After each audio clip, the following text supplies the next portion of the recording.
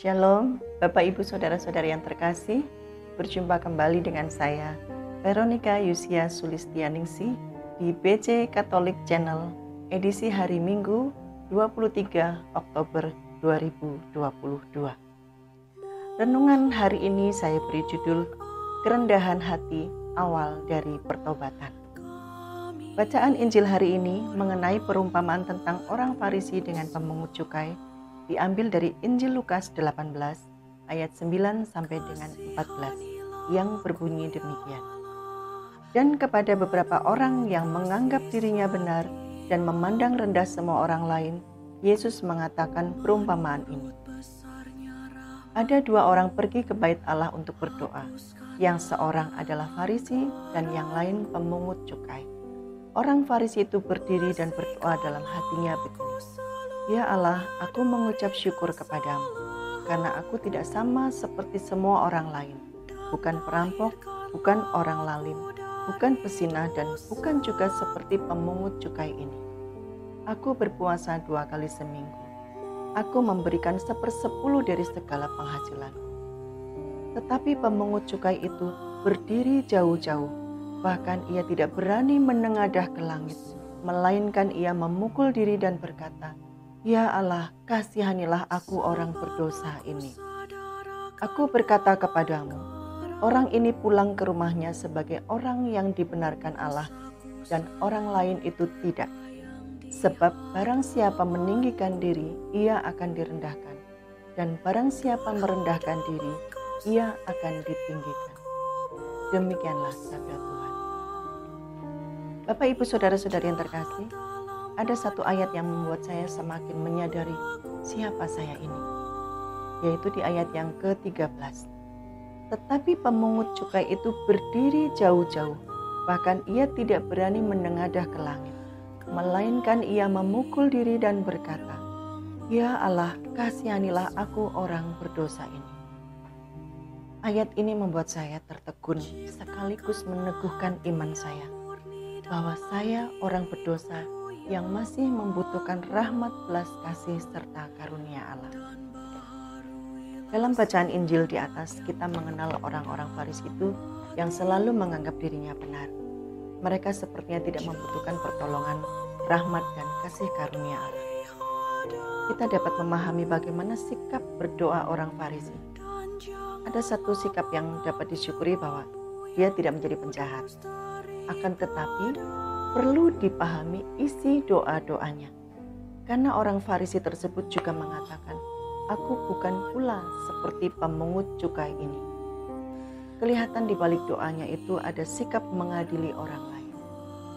Karakter kesombongan orang Farisi di hadapan Allah, inilah yang tidak dibenarkan oleh Allah. Karena hal ini sama seperti karakter iblis yang akan membuat orang lain itu dipakai oleh iblis, sehingga dia tidak bisa melihat pelanggaran atau dosanya sendiri, melainkan memandang rendah semua orang dan meninggikan dirinya sendiri. Sebaliknya, kalau kita melihat isi doa dari si pemungut cukai itu, mencerminkan orang yang sedang meratapi atau menyesali akan dosanya sendiri dan dengan kerendahan hatinya. Di dalam ayat yang ke-13 kita bisa melihat bahwa dia berdiri jauh-jauh dari orang Farisi itu. Bahkan ia tidak berani menengadah ke langit, melainkan ia memukul dirinya sendiri. Ia mengakui perbuatan dosanya di hadapan Allah. Namun, mengapa si pemungut cukai ini yang dibenarkan oleh Allah? Bukan karena isi doanya bahwa ia orang berdosa, melainkan sikap atau karakternya di hadapan Allah, yaitu merendahkan dirinya di hadapan Allah dengan sungguh-sungguh. Ada penyesalan disertai kerendahan hati.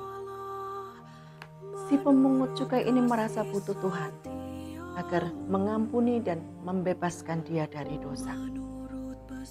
Doa yang benar tidak memegahkan diri, tidak menyombongkan diri, yang selalu didasarkan pada kerendahan hati dan kejujuran, bukan pada apa yang kita lakukan sebagai prestasi.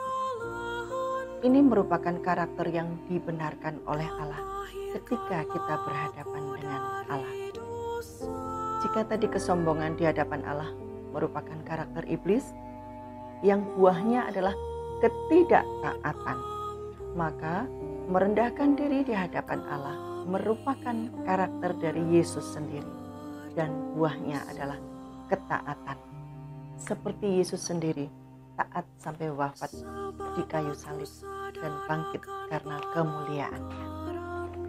Bapak, Ibu, saudara-saudari yang terkasih, dalam kehidupan sehari-hari, dulu seringkali saya bersikap seperti orang Farisi. Pada waktu itu saya merasa diri paling benar di antara orang lain. Semua bisa saya kerjakan sendiri dengan kemampuan diri sendiri. Merasa sombong bahwa saya lebih mumpuni dibanding orang lain. Kerap kali dengan mudahnya menghakimi orang lain.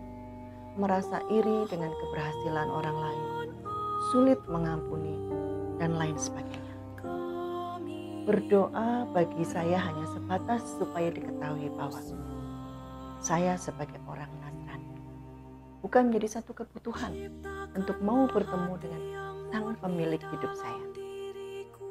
Sikap seperti ini justru menghambat saya untuk menyadari diri bahwa sebagai orang yang terbatas di hadapan Tuhan, yang penuh noda dosa dan kesalahan. Dan apa yang terjadi kemudian, Bapak, Ibu, Saudara? Tuhan izinkan apa yang saya punya habis, tidak bersisa. Kesombongan telah menghancurkan hidup saya. Jatuh bangunnya saya, babak belurnya saya, dan sakit hati yang saya rasakan, saya tanggung sendiri. Menyadari bahwa ini semua karena kesalahan saya sendiri. Nah, di dalam kesesakan ini, saya kembali mengingat Tuhan. Bersyukur saya tidak mencari pelarian atau jalan keluar sendiri. Dan saya merasakan ini semua karena tuntunan dari Roh Kudus, serta kasih kemurahan Tuhan dalam hidup saya. Saya berbalik 180 derajat kembali datang kepada Tuhan. Saya seperti pemungut cukai dalam perumpamaan bacaan Injil hari ini. Tersadar akan semua keberdosaan saya. Bahwa tidak ada seorang pun yang benar di hadapan Allah, siapapun dia, apapun kondisinya, dan berapapun tinggi derajatnya. Di hadapan Allah semua orang sama, yaitu orang berdosa. Allah membenci dosa, namun Allah mengasihi pendosa yang mau bertobat. Saya teringat tentang pemazmur yang mengatakan bahwa korban sembelihan kepada Tuhan ialah jiwa yang hancur, hati yang patah, dan remuk tidak dipandang hina olehnya. Kita dapat baca di Mazmur 51 ayat 19. Dari ayat ini yang semakin meneguhkan iman saya, bahwa Tuhan mau menerima saya apa adanya. Bersyukur saya memiliki Allah yang maha murah dan maha pengampun. Saya datang dengan kerendahan hati dan dengan segala ketakutan yang saya alami. Di gereja, saya merasa orang yang paling berdosa, paling hina, paling rendah di antara semua umat yang hadir. Saya takut menyapa umat yang ada di gereja. Saya memilih duduk di bangku paling belakang, depis, menyendiri gitu ya kalau orang Jawa bilang. Merasa sangat tidak layak dan tidak pantas untuk menghampiri hadiratnya. Dan saya tidak berani menengadah wajah saya. Dengan terbata-bata, saya katakan, "Bapa, ini aku, anakmu, pulang." Saya sesali semua dosa-dosa saya dan memohon rahmat pengampunan. Tidak mudah dalam berproses, melawan ego sendiri, sampai betul-betul saya menyerah total, hands up kepada Tuhan. Saya mengeraskan hati untuk mau dan rela dengan kerendahan hati dibimbing oleh Tuhan. Melalui sakramen baptis yang saya terima, saya mematikan kehidupan masa lalu saya, berganti dengan kehidupan baru yang penuh sukacita dan damai sejahtera. Menjadi pribadi yang semakin rendah hati, pribadi yang semakin mempunyai sikap simpati dan empati yang tinggi kepada sesama. Dan yang pasti semakin intens dan mempunyai relasi yang dekat dan akrab bersama Tuhan melalui kehidupan doa.